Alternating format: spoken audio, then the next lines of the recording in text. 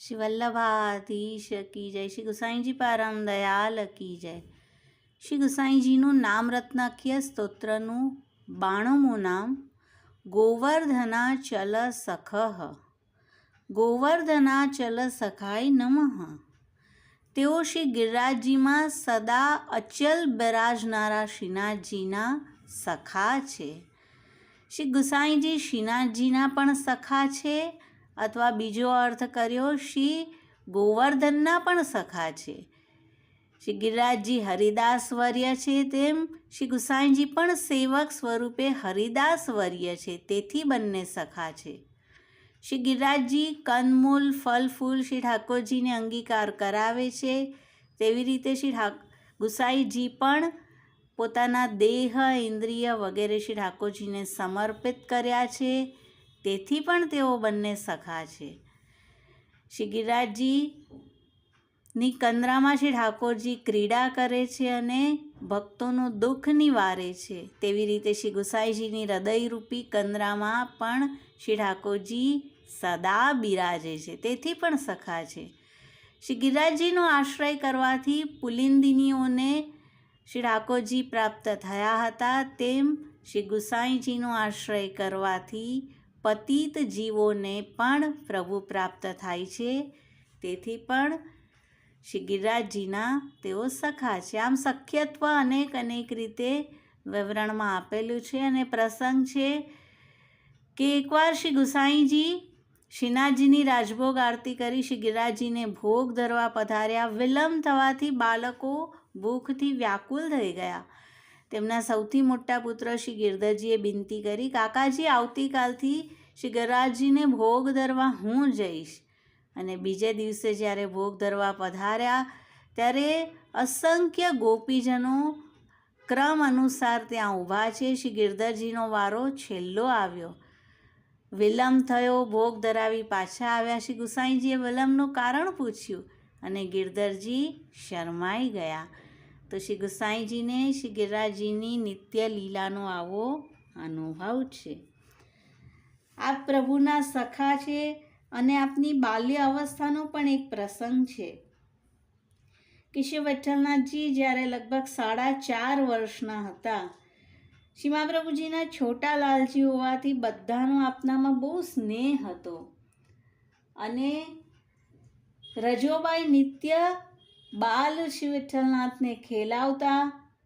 મંગલાના દર્શન કરવા મંદિરમાં શ્રી વિઠ્ઠલનાથજી જતા ત્યારે રજો ક્ષત્રાણી તેમને ગોદમાં લઈ જતા, ઘરે લઈ જતા અને પોતાના હસ્તથી તેમને કલેવું કરાવતા. રજો ક્ષત્રાણી એક પોટલીમાં મિશ્રી બાંધી પોતાની પાસે રાખતા, અને આ મિશ્રી અને તુલસીદળ પોતાના સેવ્ય સ્વરૂપને અરોગાવા માટે આપ રાખતા. એકવાર શ્રી વિઠ્ઠલનાથજીએ આ મિશ્રી જોઈ અને રજોબાઈ પાસે માંગી. રજોબાઈએ શ્રી વિઠ્ઠલનાથજીને દોનામાં પધરાવી થોડીસી મિશ્રી આપી. શ્રી વિઠ્ઠલનાથજી ચૂપચાપ શ્રીજીના મંદિરમાં પધાર્યા અને આ દોનો ત્યાં રાખ્યો અને હાથ જોડીને પ્રભુને બોલ્યા કે આ મિશ્રી હું મારા માટે નહીં, આપના માટે લાવ્યો છું, કૃપા કરી તે આરોગજો.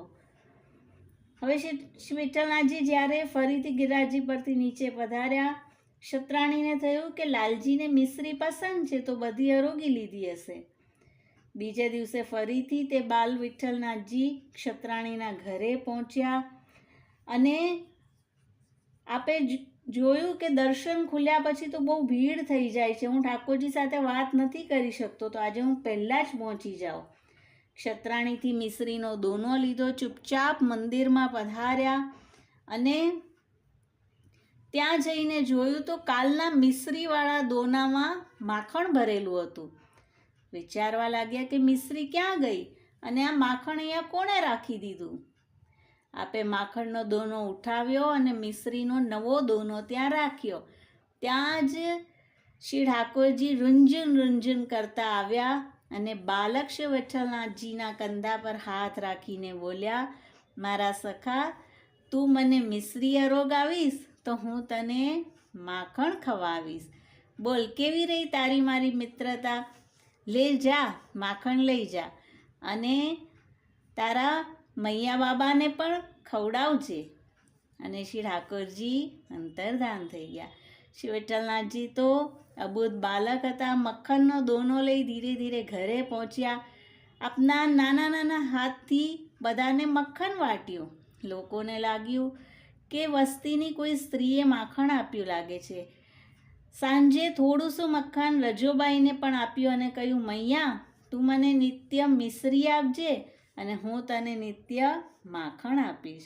બાલક શ્રી વિઠ્ઠલનાથજી ક્ષત્રાણીથી મિશ્રી લઈને શ્રીજીના મંદિરમાં પધરાવી રાખતા અને તે જ દોનો બીજે દિવસે માખણથી ભરેલો મળી જતો ને આપના છોટા છોટા હસ્તથી બધાને માખણ બાંટતા. બધા પ્રસન્ન થતા અને આ રહસ્ય કોઈને ખબર ન પડી કે શ્રી વિઠ્ઠલનાથજીને મક્ખન વસ્તીની કોઈ સ્ત્રી નહીં પણ સ્વયં શ્રીનાથજી આપે છે.